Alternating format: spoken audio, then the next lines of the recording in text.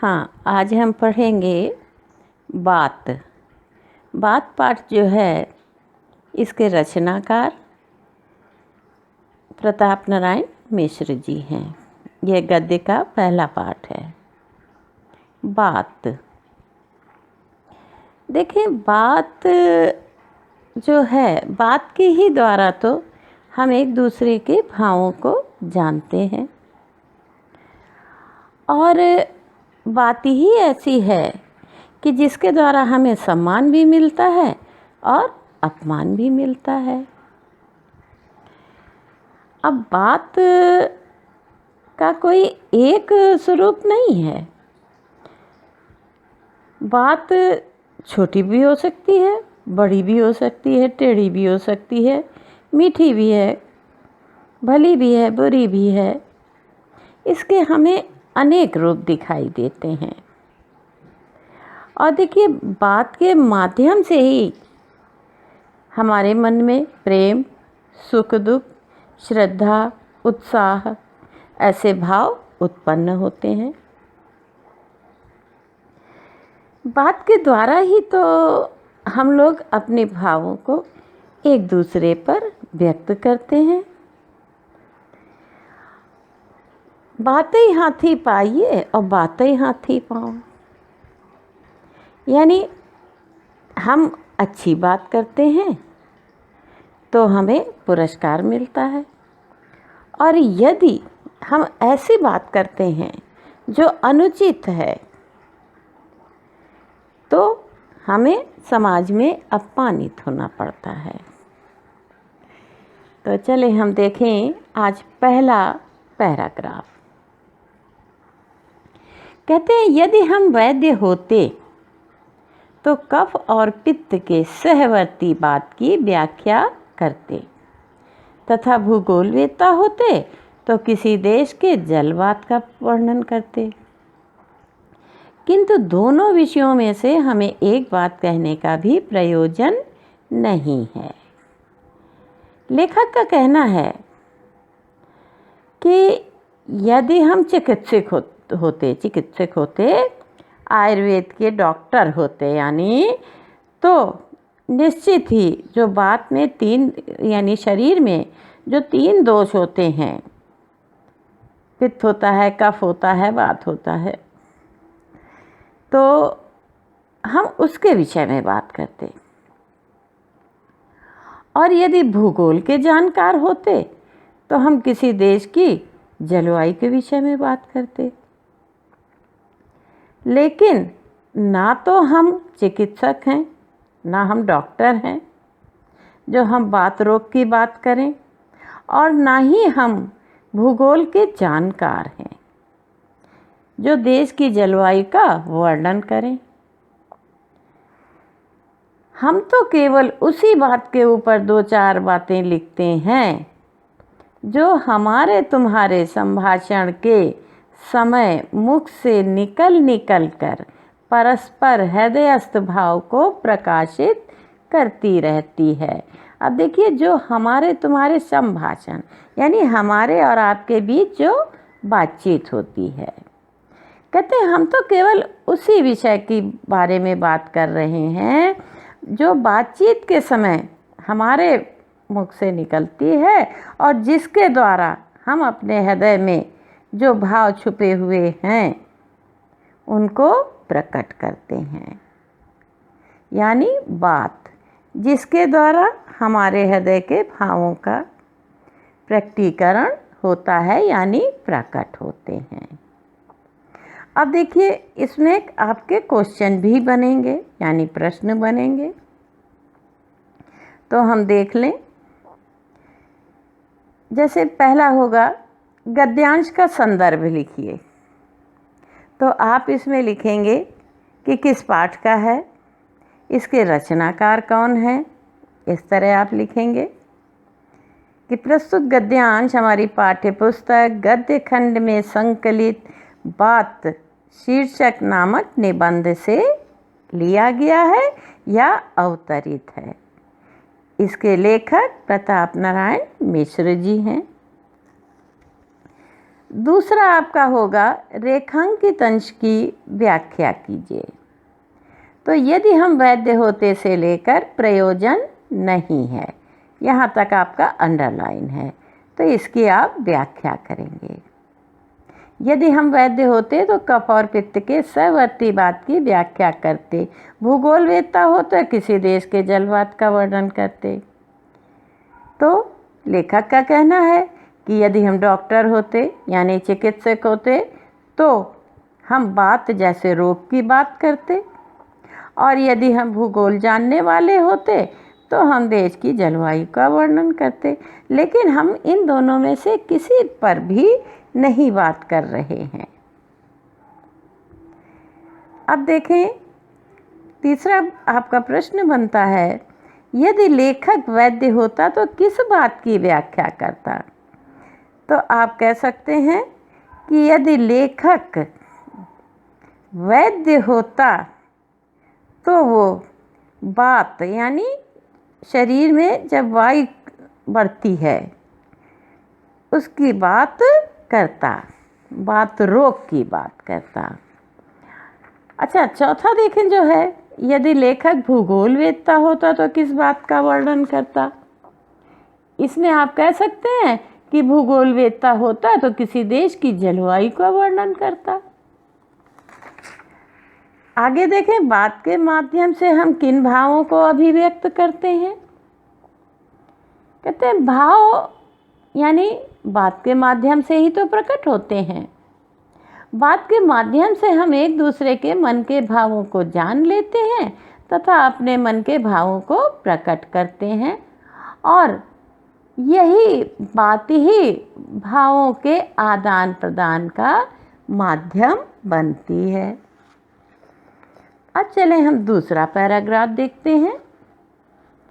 सच पूछिए तो इस बात की क्या बात है जिसके प्रभाव से मानव जाति समस्त जीवधारियों की शिरोमणि कहलाती है। शुक, सारिका आदि पक्षी केवल थोड़ी सी समझने योग्य बातें उच्चरित कर सकते हैं। इसी से अन्य नभचारियों की अपेक्षा आदृत समझे जाते हैं। फिर कौन न मानेगा कि बात की बड़ी बात है। हाँ, बात की बात इतनी बड़ी बात है कि परमात्मा को लोग निराकार कहते हैं तो भी इसका संबंध उसके साथ लगाए रहते हैं। वेद ईश्वर का वचन है, कुरान शरीफ कलामुल्लाह है, Holi Bible word of God है। यह वचन कलाम और वर्ड बात ही के पर्याय हैं जो प्रत्यक्ष मुख के बिना स्थित नहीं कर सकती, पर बात की महिमा के अनुरोध से सभी धर्मावलंबियों ने बिना वाणी वक्ता बड़जोगी वाली बात मान रखी है। अब देखें,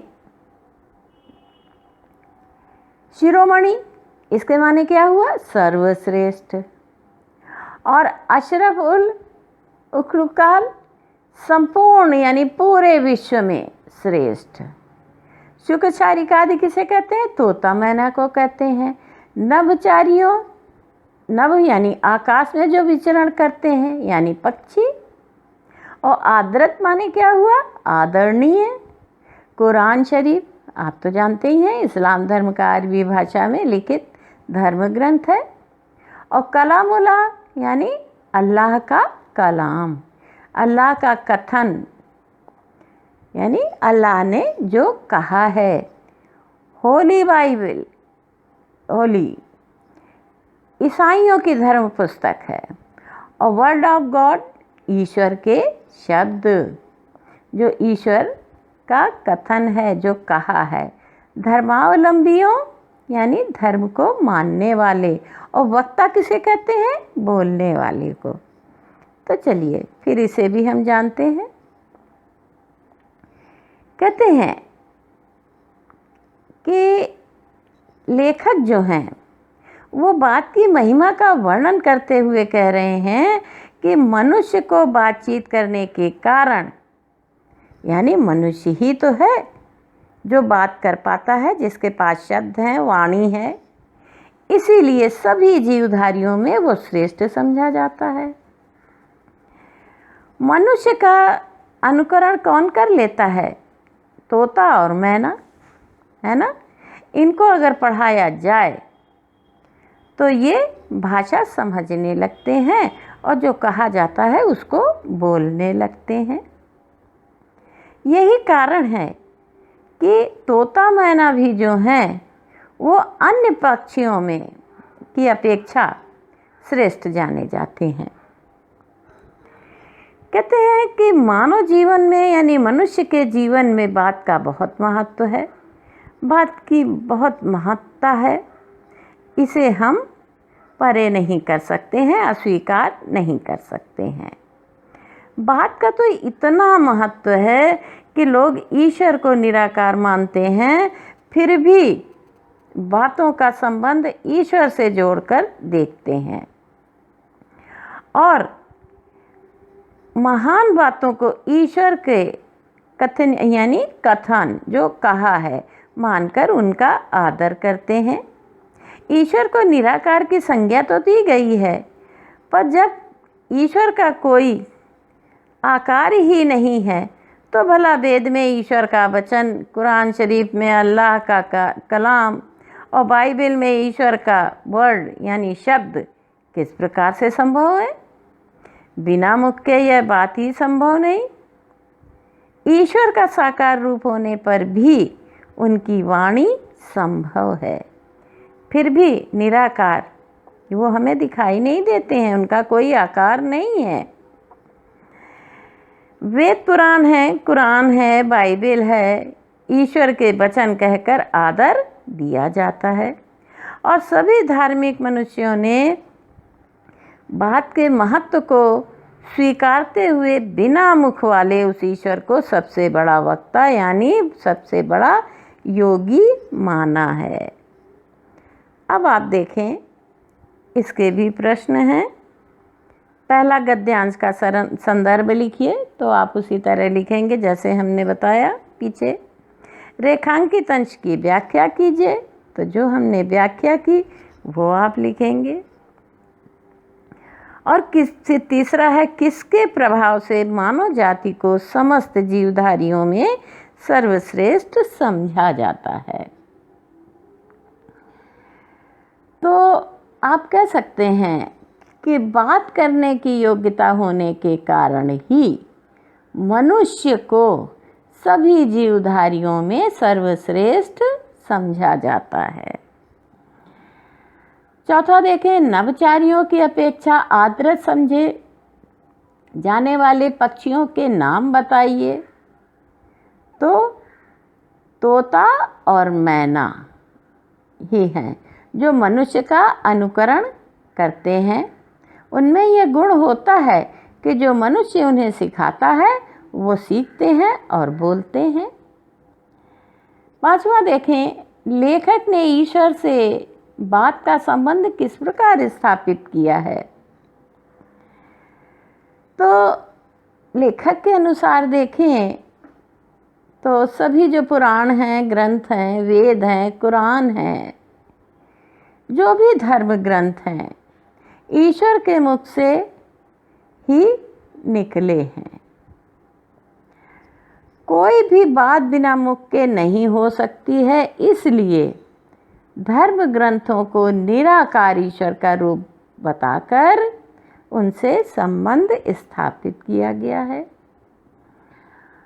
धर्मावलंबियों का बिन वाणी वक्ता बड़ जोगी से क्या तात्पर्य है।